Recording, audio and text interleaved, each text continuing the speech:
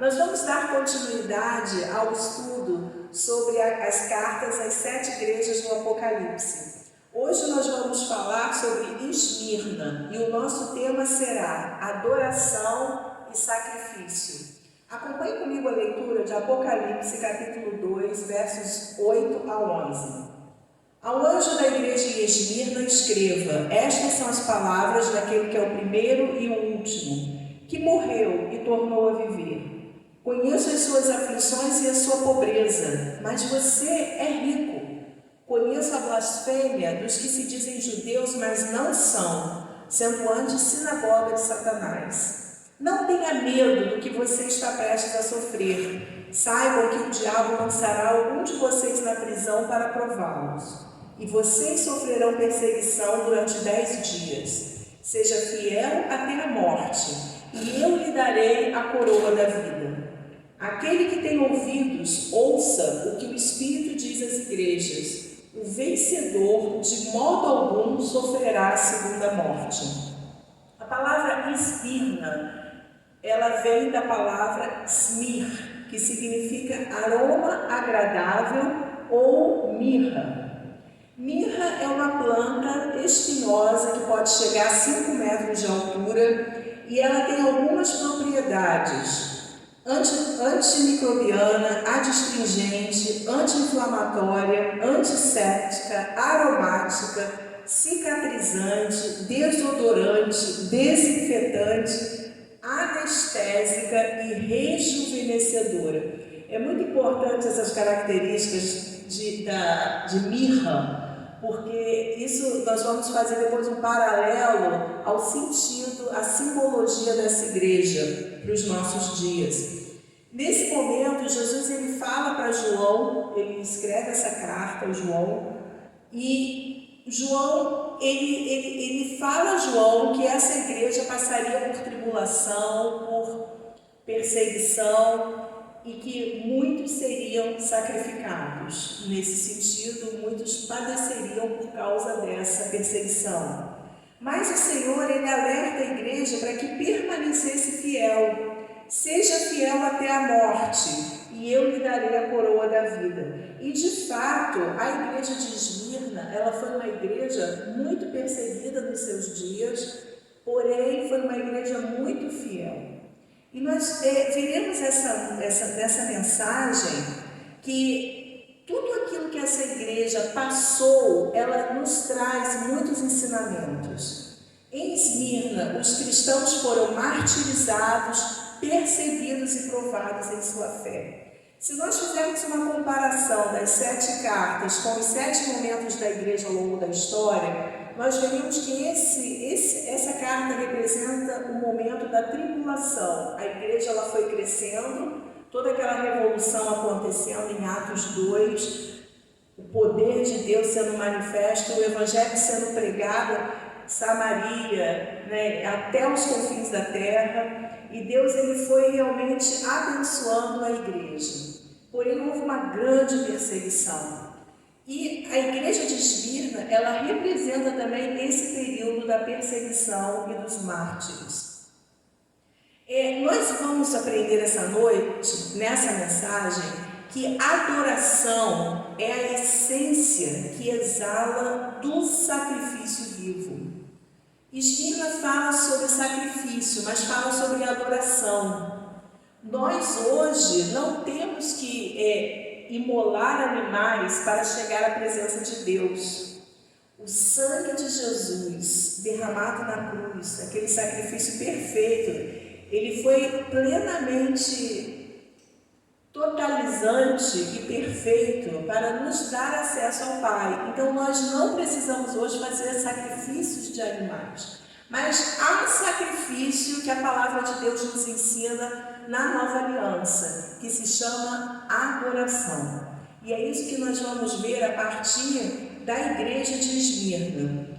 Sacrificar significa oferecer em holocausto, imolar, consagrar inteiramente, devotar. Ser sacrifício vivo é um processo nas nossas vidas. Nós vamos aprofundar isso ao longo dessa mensagem. porque Romanos 12, 1 e 2 diz, o apóstolo Paulo diz que nós precisamos nos renovar, nós precisamos ser transformados pela renovação do nosso pensamento, para podermos compreender a boa, agradável e perfeita vontade de Deus. E nós precisamos nos oferecer como sacrifícios vivos, que é o nosso culto racional a Deus. Nós vamos aprofundar essa passagem logo mais, mas primeiramente nós vamos começar a ver essa questão do sacrifício vivo a partir do exemplo de uma mulher, Maria de Betânia. E eu gostaria que você lesse comigo Lucas capítulo 10, versos 38 a 42. Vai estar aí embaixo para você acompanhar.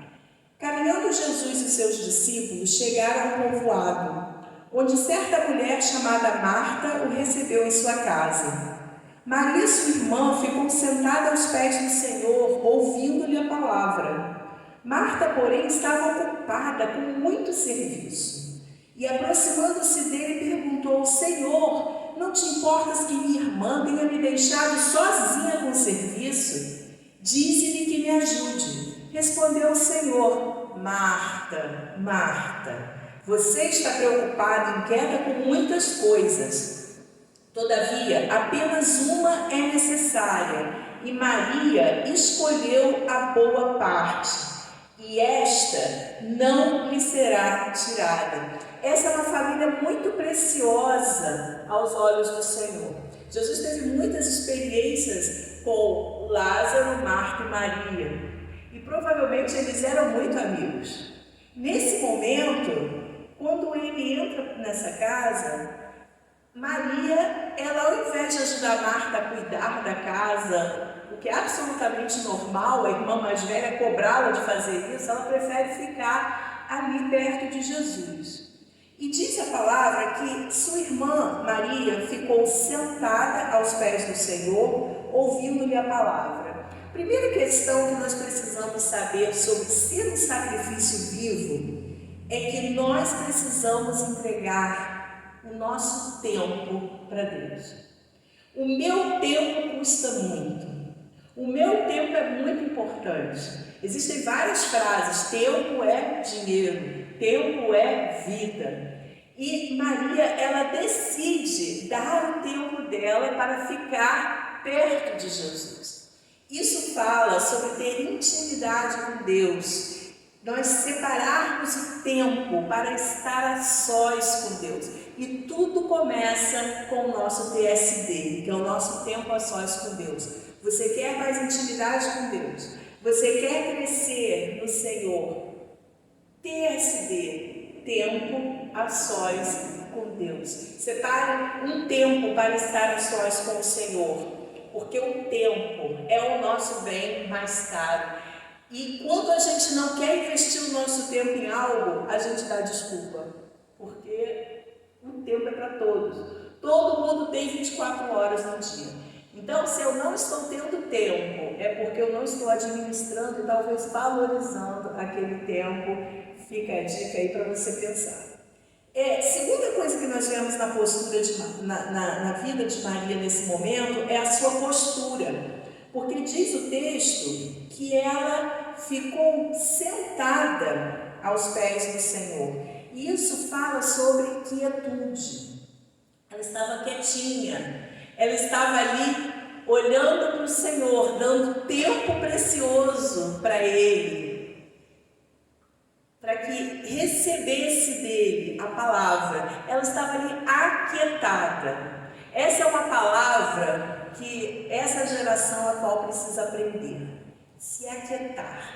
Nós vivemos um momento que as pessoas são muito agitadas, as pessoas são muito eufóricas e não conseguem se aquietar. Então, nós precisamos aprender. A palavra de Deus diz: aquietai-vos e sabei que eu sou Deus.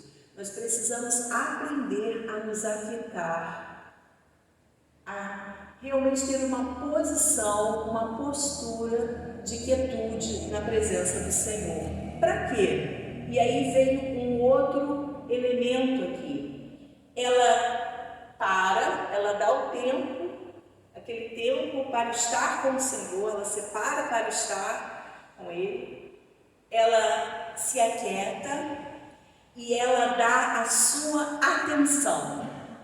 Ela ouve a palavra. Você já conversou com uma pessoa que ela só está ali de corpo presente? Parece que a pessoa não está ali. De repente ela está até ali, ela deu o seu tempo para você. Talvez ela esteja sentada, mas a mente dela está vagando, ela está pensando em 1000 coisas ao mesmo tempo. E nesse momento, Maria nos ensina um terceiro aspecto, que é a minha atenção. Eu preciso dar a minha atenção a quê? A ouvir a palavra de Deus. No verso 42, quando Marta, um pouco antes, ela indaga Jesus: Jesus, você vai deixar a Maria aí fazendo nada enquanto eu estou trabalhando sozinha? E Jesus fala para Marta, ela escolheu a boa parte e essa não lhe será tirada. Então, nesse início desse exemplo de Maria de Betânia, nós vemos 3 elementos, 3 atitudes que nos mostram o caminho para sermos sacrifício vivo. Primeiro, repetindo, eu preciso entregar o meu tempo ao Senhor. Segundo, a minha postura, eu preciso me aquietar diante do Senhor. Terceiro, eu preciso dar a minha atenção a Ele. Agora nós vamos para um outro texto para continuar vendo essas atitudes que nós podemos aprender a partir do exemplo dessa jovem que tanto se entregou ao Senhor e que é um exemplo de adoradora. João capítulo 12, versos de 1 a 3. 6 dias antes da Páscoa, Jesus chegou a Betânia, onde vivia Lázaro, a quem ressuscitara dos mortos. Ali prepararam um jantar para Jesus. Marta servia enquanto Lázaro estava à mesa com ele. Então Maria pegou um frasco de nardo puro, que era um perfume caro, derramou sobre os pés de Jesus e os enxugou com os seus cabelos. E a casa encheu-se com a fragrância daquele perfume. Olha que lindo! Essa é para mim uma das cenas mais lindas do Novo Testamento em relação à adoração.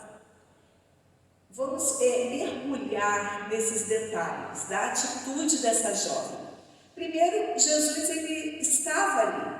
E você sabe que havia um costume era algo muito normal. Quando uma pessoa chegava na casa de alguém, era um convidado, um visitante, essa pessoa tinha os pés lavados. Por quê? Porque eles andavam quilômetros, eles andavam longas distâncias com sandálias nos pés. Então eles tinham os pés empoeirados. Então era um gesto muito cordial, muito regular, inclusive, lavar os pés dessas pessoas tão queridas que chegavam em suas casas. Porém, o que Maria faz nos chama muito a atenção. E isso vai apontar para um 4 aspectos sobre esse desafio, esse chamado de ser um sacrifício vivo. Ela substitui a água pelo nardo. Ela não lava os pés de Jesus com água. Ela unge os pés de Jesus com nardo. Então, vamos falar um pouco sobre esse nardo. Nardo era um perfume muito caro. Diz a própria palavra que ele valia 300 denários. 300 denários, cada denário é um dia de um trabalhador. Então imagine que uma pessoa que trabalha, por exemplo, como diarista e ganha R$100 por dia. Se ela multiplicar esses R$100 por 300, ela vai ter 30 mil. Se essa pessoa ela receber R$70 a diária e multiplicar por 300, ela vai ter 21 mil. Só para você ter uma ideia do valor que era o nardo. O nardo ele era colocado dentro de um vaso de alabastro que era muito lindo, era um vaso era um vaso, uma textura meio esbranquiçada, meio amarelada, e a única forma desse nardo ser derramado seria quebrando. E uma vez quebrado aquele frasco, o nardo não poderia mais voltar para lá. Então, era comum esse ato de lavar os pés com água, mas Maria, ela traz um nardo caro. E isso fala sobre adoração. O Senhor me chama, me desafia a entregar a Ele aquilo que me custa materialmente. Muitas vezes a gente acha que a adoração é apenas uma coisa etérea, algo que não é concreto na vida. Não. Adoração, ser um sacrifício vivo, também inclui todos os meus bens materiais. Porque afinal de contas eu tenho, como adorador, eu tenho a percepção, eu tenho a revelação clara de que tudo que eu tenho foi Deus que me deu. E se Ele me deu, é dele. Eu sou apenas um mordomo daquilo que Ele me deu. Então, fala sobre essa entrega daquilo que me custa materialmente. Um quinto aspecto é que ela derrama o nardo aos pés de Jesus. Uma vez que esse vaso foi quebrado, ele não pode ser colado.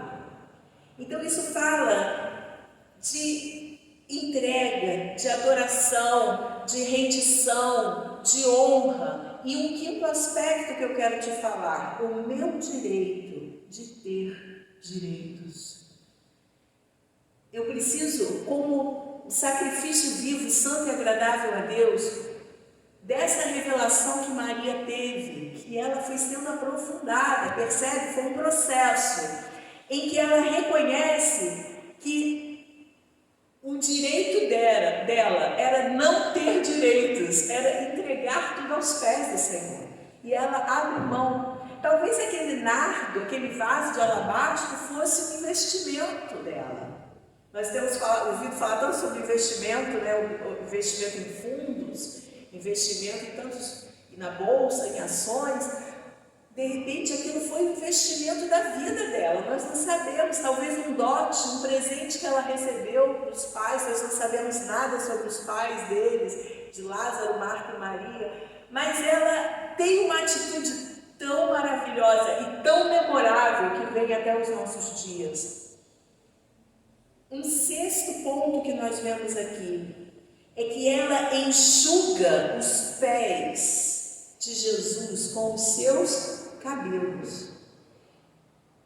E aí ela mostra que ela está disposta a entregar ao Senhor a sua reputação, porque o cabelo, ele é símbolo da cobertura, do véu, da feminilidade, e ela está ali entregando tudo ao Senhor, falando: Senhor, a minha reputação, ela é tua. Senhor, tudo, eu não tenho nada que não seja teu. E que gesto de adoração, que gesto maravilhoso. Mas nós precisamos entender que para ela chegar nesse momento dessa adoração extravagante, anteriormente ela precisou sentar aos pés de Jesus, dar tempo para o Senhor, desenvolver intimidade com Deus.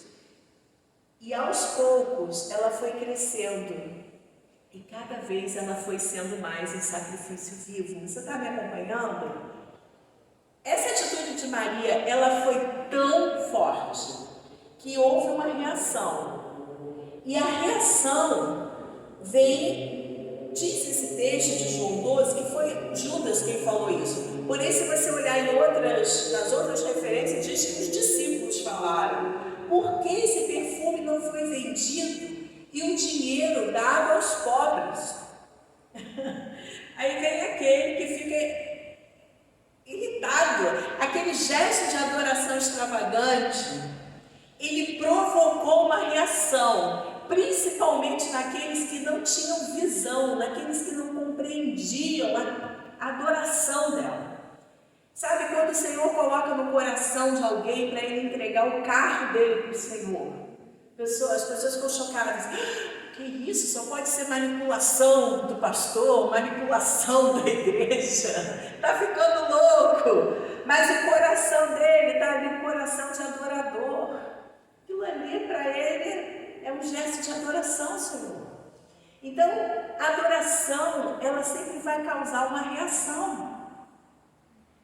E nesse momento, Maria, ela permanece ali aos pés do Senhor, naquele gesto tão lindo. E quem defende Maria? O próprio Senhor Jesus. Ele diz: deixem-a em paz, os pobres vocês sempre terão com vocês, mas ela fez uma boa ação comigo. Jesus se defende, ele se levanta para defender Maria. Quando nós entregamos a nossa vida ao Senhor de forma completa, total, sem reservas, apaixonadamente, o Senhor defende as nossas causas. Nós não precisamos ficar preocupados, porque o Senhor vai na nossa frente, Ele vai ao nosso lado, Ele vai à nossa retaguarda, Ele nos protege e Ele está realmente no controle da nossa vida. Um terceiro texto que eu gostaria que você lesse comigo, que é Romanos 12, 1 e 2, que eu havia apenas comentado, mas agora nós vamos aprofundar um pouco. Romanos 12, 1 e 2. Portanto, irmãos, rogo-lhes, pelas misericórdias de Deus, que se ofereçam em sacrifício vivo, santo e agradável a Deus. Este é o culto racional de vocês. Não se amoldem ao padrão desse mundo, mas transformem-se pela renovação da sua mente, para que sejam capazes de experimentar e comprovar a boa, agradável e perfeita vontade de Deus. Uma outra característica desse sacrifício vivo que nós somos desafiados a viver todos os dias da nossa vida é a santidade e a pureza. Quando o texto fala santo, um sacrifício vivo, santo e agradável a Deus, a primeira coisa que eu quero falar é um pouco sobre esse sacrifício. Quando a pessoa ia, na velha aliança, levar o animal para ser sacrificado e expiar pelos seus pecados, ela colocava a mão naquele animal e havia uma identificação, aquele animal substituía aquela pessoa e ela ficava um tempo até que ela voltasse novamente a fazer um novo sacrifício, porque aquele sacrifício era temporal. Porém, na nova aliança existe também um sacrifício, mas não é um sacrifício de morto. Nós não temos um animal morto para ser sacrificado. O Senhor já morreu por nós, mas existe um sacrifício vivo que eu e você experimentamos todos os dias da nossa vida. E a palavra-chave para sermos um sacrifício vivo é domínio próprio. O Senhor diz que domínio próprio é fruto do Espírito, Gálatas 5. Nós temos uma lista ali.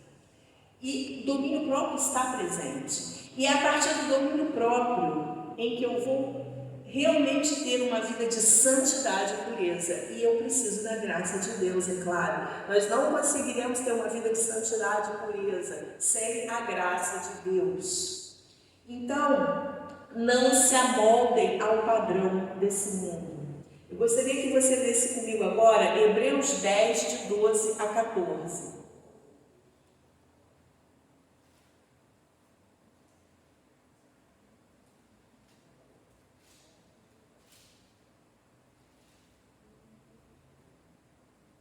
Hebreus 10, de 12 a 14.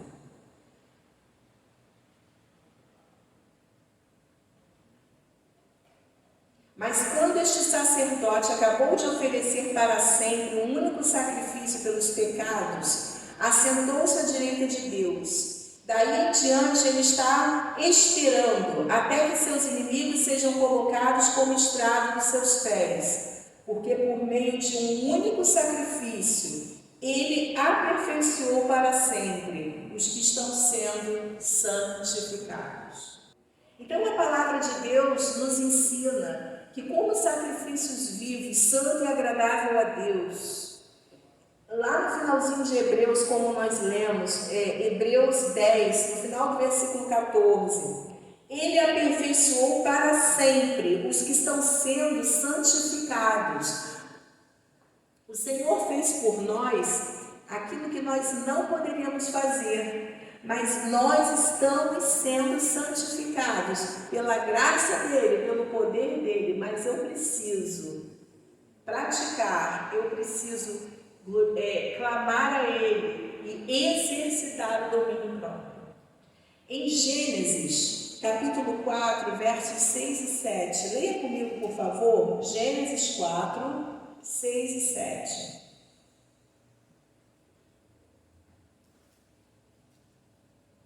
O Senhor disse a Caim: por que você está furioso? Por que se transtornou o seu rosto? Se você fizer o bem, não será aceito, mas se não o fizer, saiba que o pecado o ameaça a porta. Ele deseja conquistá-lo, mas você deve dominá-lo. Então o Senhor já estava mostrando desde o Gênesis que haveria uma guerra, haveria uma luta interior. Porém, com a graça de Deus, a presença do Espírito Santo, nós podemos vencer essa luta. Mas nós precisamos nos posicionar realmente e clamar a Deus pela santidade e pureza. Nono aspecto que nós vemos aqui, o meu culto racional. A Bíblia diz que nós temos que desenvolver um culto racional. O que é isso? É um culto onde não há manipulação, onde há escolha. Lembra comigo lá no gesto de Maria, lá no início, quando nós vimos que ela estava sentada aos pés do Senhor, que Ele falou para Marta: Marta, Marta, você está inquieta com muitas coisas. Maria escolheu a boa parte, ela estava ali exercitando o seu culto racional. Existe uma frase do John Stott que diz: nenhum culto é agradável a Deus quando é puramente interior, abstrato e místico, mas a nossa adoração deve expressar-se em atos de serviço manifestados em nosso corpo. O culto racional, ele precisa ser visto através das nossas atitudes, através do nosso serviço, através da nossa entrega. E por último, quando nós nos tornamos sacrifícios vivos a Deus, nós exercitamos uma pequena, grande palavra que se chama gratidão.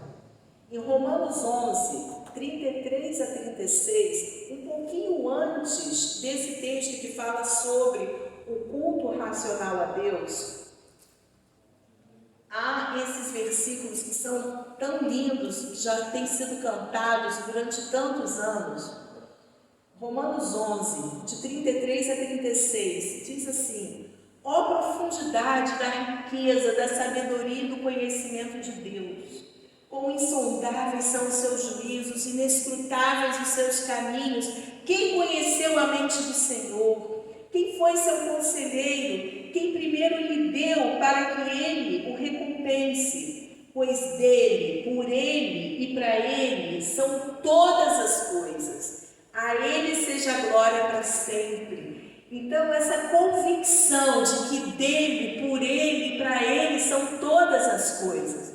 Existe uma frase também do Billy Graham que diz: a salvação é de graça, mas o discipulado custa tudo o que temos. E isso é maravilhoso. Nós fomos chamados para ser sacrifício vivo, santo e agradável a Deus. E eu gostaria de fazer algumas considerações finais. Primeiro, se Maria não tivesse começado no TSD aos pés de Cristo, ela jamais teria chegado ao ponto de quebrar o nardo, de quebrar o vidro de alabastro. Foi um processo. Assim acontece na nossa vida. E essa é a segunda consideração que eu quero fazer. Ser sacrifício vivo é progressivo. Aquilo que Deus requer de mim ontem.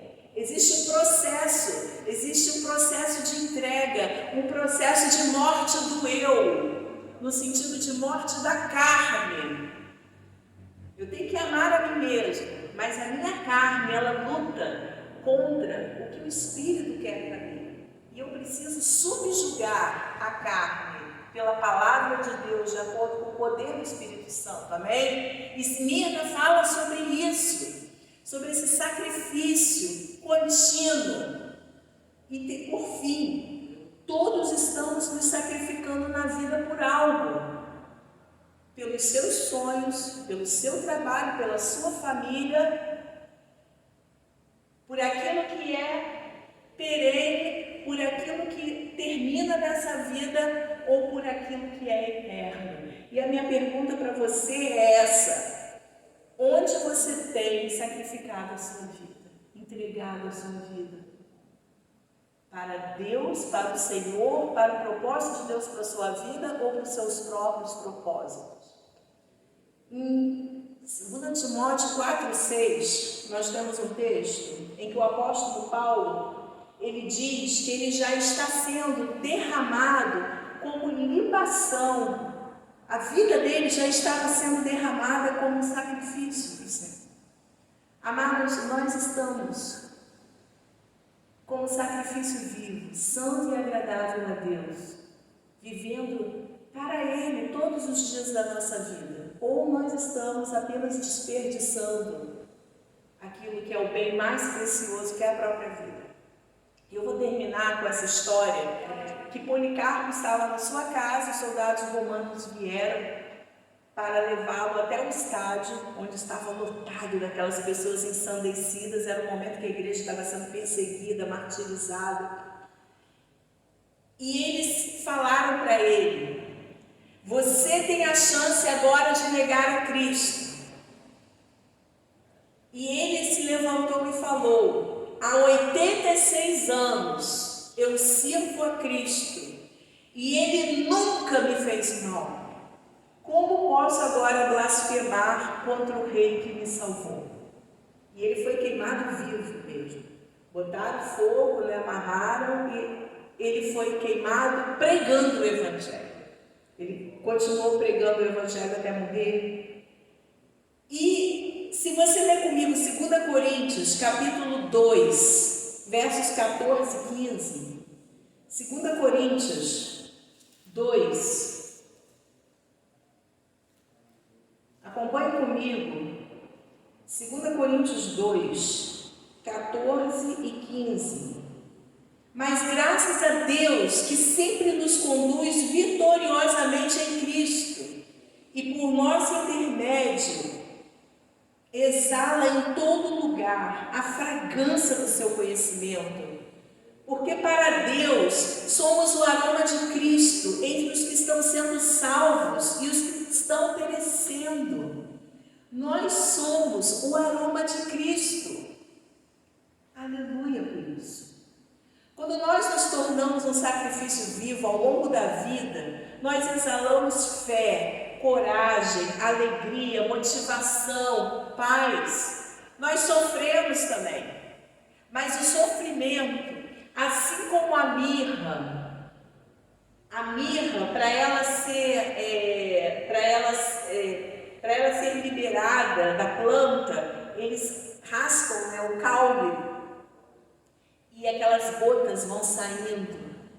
Então, ao longo da vida, as dores, as lutas, as dificuldades, elas vão fazendo com que o aroma de Cristo, quando nós estamos encharcados da vida de Deus, quando nós somos sacrifícios vivos, aquele aroma vai fazendo diferença por onde passarmos. E aquelas pessoas que têm relacionamento conosco, elas vão sendo impactadas, assim como aquele nardo puro impactou aquele ambiente onde Maria estava.